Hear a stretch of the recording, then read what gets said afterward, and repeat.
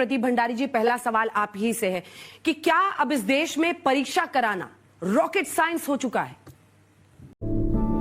आइए देखते हैं, बैठचंद मजा आएगा। अंजना जी, आज ही एक खबर मीडिया के अंदर आई है। नीट एमडीएस के एग्जामिनेशन में डॉक्टर नमीरा सिद्दीकी की ऑल इंडिया रैंक 1 आई है और उन्होंने पूरे सिस्टम और साथ में अपने पेरेंट्स का धन्यवाद किया है। ये पूरा बाकी फोर्सेस को डिप्लॉय किया गया है। हर सेंटर पे एक डीएम रहने वाला है, एआई मॉनिटर्ड सिस्टम होने वाला है, इसके साथ में आधार वेरिफिकेशन के साथ में एंट्री होगी। 2 लाख से ज्यादा इन्विजिलेटर्स और तमाम जो ऑफिशियल्स हैं उनको डिप्लॉय किया गया है। ये अभी तक की सबसे बड़ी व्यवस्था है। आईआईटी हो गया, आईआईटी रुड़की हो गई, आईआईटी मद्रास हो गया, आईआईटी बॉम्बे हो गए, इन सबके professors, expert, cyber security experts को इसमें रूप इन किया गया है। और जितने स्टूडेंट्स की तरफ से फीडबैक आ रहा है, भले मान लीजिए कोई डेटा सिक्योरिटी एक्सपर्ट हो गया, भले वो एथिकल हैकर्स हो गया, या मीडिया के माध्यम से भी जो हमको अंजना जी पता चल रहा है, हम उन सबको इनकॉर्पोरेट करके ट्रांसपेरेंट रूप से ये जो माफिया जिसपे कभी भी आजादी के बाद में एक्शन नहीं लिया गया था, उस पे एक्शन ले रहे हैं और फुल प्रूफ सिस्टम होगा। सुप्रीम कोर्ट की गाइडलाइन के हिसाब से काम करेंगे। आप सबसे मेरा हाथ जोड़कर निवेदन है, मैं हमारा राजनीतिक दल हो या कोई भी राजनीतिक दल हो, किसी की राजनीतिक बात में मत आइए। आप अपने भविष्य की बात करिए और आपका भविष्य 21 जून को एग्जाम देने में है, पढ़ाई लिखाई करने में। अगर आपको कोई करेक्टिव एक्शन है, मैं आप पे बैठा हूं, आपके हर सवाल का जवाब आप लोग निभा सकते हैं ताकि इन बच्चों के साथ जो बीच मझधार में लटके हुए हैं इंसाफ हो? देखिए, मुझे लगता है कि इस मुद्दे पे राजनीति नहीं होनी चाहिए। बीजेपी के प्रवक्ता ने कहा राजनीति तो मेलोडी पे होनी चाहिए, इस मुद्दे पे कोई राजनीति नहीं होनी चाहिए। जिम्मेदार कोई नहीं है। पंडित नेहरू जी चले गए, मैं तो धन्यवाद करूंगा सर झुका के पंडित नेहरू जी का इनको नाम नहीं लिया कि वो जिम्मेदार थे। सबका साथ और सबका विनाश, ना पढ़ूंगा ना किसी को पढ़ने दूंगा। एग्जाम सेंटर जो बीजेपी वालों के थे वो डिप्रेशन, वही एपी सेंटर उस समय पे थे। बहादुरगढ़ हो, सीकर हो, तमाम जगह, झज्जर हो। 4 दिन का विंडो दिया कि आप एग्जाम सेंटर चेंज कर सकते हैं। 40,000 बच्चों ने एग्जाम सेंटर चेंज किया, उसमें से 26,000 पास हो गए और कह रहे साहब कुछ हुआ ही नहीं था। अभी भी जो एनटीए की टीम गई पार्लियामेंट्री कमेटी के सामने, उसने कहा कि पेपर तो आउट हुआ ही नहीं। विश्व गुरु हैं साहब हम, एक पेपर ढंग से करा नहीं सकते पर विश्व गुरु हैं हम। मेलोडी बांटते घूम रहे हैं पूरे विश्व के अंदर। सेना की मदद लेंगे साहब। अब निकम्मे लोग बैठे हुए हैं। आप लोगों के जानकारी के लिए बता दूं, एनटीए जो है वो एक एनजीओ है। क्या बात है सर, क्या बात है सर, 18 में क्या काम शुरू बात, हुआ, ये बात 18 है। में पेपर लीक, 21 में लीक, 24 में लीक, 25 में लीक, 26 में लीक। और उसके बाद कह रहे हैं कि साहब इस पर राजनीति नहीं होनी चाहिए। राजनीति होनी चाहिए हिंदू मुसलमान पे, गाय पे, गऊ पे, गंगा पे, इन पे राजनीति होनी चाहिए। बच्चों के भविष्य पे राजनीति नहीं होनी चाहिए। आरएसएस का कोई मतलब नहीं है एजुकेशन का। पूरी की पूरी जो एजुकेशन सिस्टम के ऊपर जो कमान है वो आरएसएस और बीजेपी के तमाम भ्रष्ट लोगों ने कब्जा कर लिया है। वही एनटी का चेयरमैन 2024 में था और वही एनटी का चेयरमैन आज भी बैठा हुआ है। किसकी परमिशन से बैठा हुआ है? वो धर्मेंद्र प्रधान एक शब्द नहीं बोलता है। वही 2024 में मंत्री था, वही आज मंत्री है। सुप्रीम कोर्ट ने 15 दिन पहले लताड़ लगाई इनको कि 7 मेंबर की कमेटी हमने बना कर दी थी, आपने एक भी रिकमेंडेशन उसकी क्यों नहीं मांगी? आज राजनीति नहीं होनी चाहिए क्योंकि फंस के खड़े हो गए। अरे माफिया पूरे गिरोह भाजपा के और आरएसएस के लोग हैं, तमाम लोग हैं, इसलिए जांच नहीं होती है।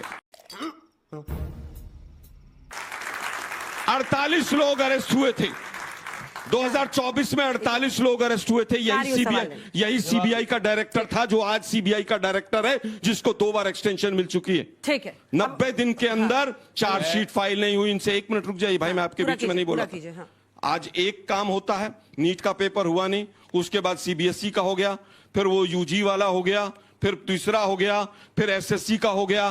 कारण क्या है कि एजुकेशन सिस्टम को इन्होंने पूरी तरह से, जो इनएफिशिएंट लोग हैं, नॉन कैपेबल लोग हैं, केवल आरएसएस और बीजेपी की बैकिंग होनी चाहिए, अंधभक्त होने चाहिए, और कोई सवाल उठाए तो उसको पाकिस्तानी कह दो, उसको देशद्रोही कह दो, उसको जॉर्ज सोरोस का एजेंट कह दो, उसको डीप स्टेट कह दो। अरे तुमसे वेबसाइट हैक हो रही हैं, पेमेंट के मॉडल नहीं खुल रहे हैं, सीबीएसई जैसी संस्थान का भट्टा बैठा दिया, लेकिन उसके बावजूद आप लोगों को याद होगा यूपीएससी में एक चेयरमैन आए थे मनोज जोशी, याद है आप लोगों को? 1 साल पहले 15 दिन में रिजाइन देकर भाग गए। एसएससी हो, यूपीएससी हो, सबका पूरा इन्होंने पूरी तरह से बेड़ा गर्क कर दिया। धर्मेंद्र प्रधान को क्यों नहीं हटाते? एनटीए के ऊपर बुलडोजर कब चलेगा? किसी के ऊपर भी बुलडोजर चल जाता है, एनटीए की बिल्डिंग के ऊपर आज तक बुलडोजर क्यों नहीं चला? एनटीए, एक मिनट अंतिम बात कहना चाहूंगा, इन्होंने एनटीए के चेयरमैन को, डीजी को 2024 में वहां पर बंधक बनाया था केवल जवाबदेही तय करने के लिए। ये आज तक कोर्ट के चक्कर काट रहे हैं। अब मैं जवाब, ये एनएसयूआई के उस समय पर राष्ट्रीय अध्यक्ष थे। ये आज कितने बड़े बड़े प्रदर्शन हो रहे हैं, कुछ उनके लिए भी छोड़ दीजिए, वो भी मैं फिर कहूंगा कि आज जो मुद्दा है वो पूरी तरह से शिक्षा को, जिस तरह से पहले भगवाकरण किया और आज भाजपा और आरएसएस के इनकैपेबल लोगों को पूरी तरह से सरेंडर कर दिया। मेरे से दुगना समय बोला, ये राजनीति करना चाहते, मैं राजनीतिकरण नहीं करने दूंगा, पर सत्य सत्य रखूंगा। 2006 में एम्स का पेपर लीक होता है, कांग्रेस की सरकार होती है, कोई एक्शन नहीं लेता, किसी को जिम्मेदार नहीं करती। 2007 के अंदर आईसीएआई का पेपर लीक होता है, कांग्रेस की सरकार किसी पे एक्शन नहीं लेती, किसी को जिम्मेदार नहीं ठहराती। क्लैट का पेपर 2009 के अंदर लीक होता है, कांग्रेस की सरकार होती है, किसी पे जिम्मेदारी नहीं ठहराती है। AIEEE का पेपर 2011 के अंदर लीक होता है, कांग्रेस के लोग पाए जाते हैं, बाइजक बरी हो जाते हैं। एसएससी का पेपर 2013 के अंदर लीक होता है, एक भी व्यक्ति नहीं जाता है। 70 सालों तक कांग्रेस की सरकार थी, पेपर लीक के ऊपर आप सब स्टूडेंट्स हैं। पहली बार देश में पेपर लीक में डेजिग्नेटेड कानून कब बना? मोदी सरकार के अंदर पहली बार डेजिग्नेटेड कानून बना, जिसके तहत अगर कोई पेपर लीक करता है तो उसको 5 साल तक की सजा हो सकती है और 5 करोड़ तक 1 करोड़ से ज्यादा का जुर्माना हो सकता है, जिस कानून का नाम है public examination prevention of unfair means act. क्यों नहीं इन्होंने 70 सालों तक जाके एक भी बार कानून बनाया पेपर लीक पे? क्योंकि ये उससे पैसा कमाते थे और इनके खुद के नेता इसके अंदर पकड़े जाते थे। ये इनका राजस्थान का चीफ है, ये जेल के अंदर बैठा था जब राजस्थान के अंदर पेपर लीक हुआ था। अब ये यूपीएससी की बात करते हैं। यूपीएससी के ये समाजवादी पार्टी और कांग्रेस के समय में अनिल यादव, गूगल करिए, यूपीएससी के चेयरमैन को हाई कोर्ट ने हटाया। अब इन्होंने बात करी इस्तीफा की। आप सभी पढ़े लिखे युवा है, गूगल करिए, 2 बार ये मामला सुप्रीम कोर्ट के अंदर गया। आलोक शर्मा जैसे लोग गए थे कि भाई इस्तीफा ले लो, एनटीए को बंद कर दो। क्या सुप्रीम कोर्ट ने बोला? एनटीए बना सुप्रीम कोर्ट की रिकमेंडेशन, राधा कृष्ण कमेटी की रिकमेंडेशन के हिसाब से। 2010 में कांग्रेस पार्टी की सरकार थी, ऑल इंडिया आईटी की एक कॉन्फ्रेंस हुई थी जिसमें बोला था एनटीए बनाओ। 2013 में इनके पास एचआरडी मिनिस्ट्री था, इन्होंने बोला एनटीए बनाओ। एनटीए हमने बनाया क्योंकि हर कमेटी ने बोला। मैं मानता हूं गलत हुआ है, पर अगर ये सोचे इसके नाम पे सत्ता पे आ जाएंगे, आप लोगों को सड़क पर बैठा देंगे, राजनीति चमकाएंगे, ये हम होने नहीं देंगे। जिम्मेदारी हमारी है, झूठे लोग ही हैं, कुछ नहीं करते, सिर्फ राजनीति कर रहे हैं और झूठ आपसे बोल रहे हैं। लेकिन आप मान रहे हैं कि एनटीए का जो लाइफ है वो खत्म हो चुका है, क्योंकि आपको कोई ना कोई फैसला तो लेना होगा। आप एनटीए के साथ अगर वही लोग चेयरमैन, वही लोग चलाएंगे तो कहां पर पहुंचेंगे हम? बार बार हर साल हो रहा है। प्रदीप जी, इनको तो बाहर कर दिया है जनता ने, आप सरकार है साहब। अंजना जी, छोटा सा जवाब प्रदीप जी, 2 लाइन का, एक बार इस पर अकाउंट। ये मामला सुप्रीम कोर्ट के निगरानी में जुलाई 27 को सुप्रीम कोर्ट जैसा आदेश देगा वैसा हम करेंगे। ठीक है, देखिए मुझे लगता है कि सुप्रीम कोर्ट ने तो 2024 में भी आदेश दिया था, किसी आदेश को नहीं माना। कौन सा नहीं माना? 2007 लोगों की जो कमेटी थी, उसकी जो रिकमेंडेशन गलत कह रहे हैं। अरे सुनो ना, सुनो भाई, मैं आपको गलत नहीं बोल, मैं आपके बीच में नहीं बोला, भंडारी जी मैं आपके बीच में चुप कर पे कुत्ते। मेरे को झूठ नहीं कोट फिर कहूंगा, मैं अभी भी, मैं 2026 झूठ बोल रहे हैं आप, चेक कर लीजिए। 2026 में भी सुप्रीम कोर्ट में पेटिशनर हूं। दोनों समय झूठ आप बोल रहे हैं। कोट करिए सुप्रीम कोर्ट का, मैंने रिकमेंडेशन नहीं मानी। 101 राधा कृष्ण कमेटी की रिकमेंडेशन थी, 101 मैंने मांगी है, झूठ बोल रहे हैं आप। सुन तो लीजिए, तो झूठ मत बोलिए आप। मैं झूठ बार कोर्ट रूम में था और सुप्रीम कोर्ट ने खूब लताड़ लगाई और तमाम अखबारोरों में फ्रंट पेज पे छपी, लेकिन कांग्रेस को तो कुछ भी कह लीजिए आप, क्योंकि आपकी सत्ता चल रही है। दुर्भाग्य यह है कि व्यापम घोटाला याद होगा आप लोगों को, 62 लोग मरे थे।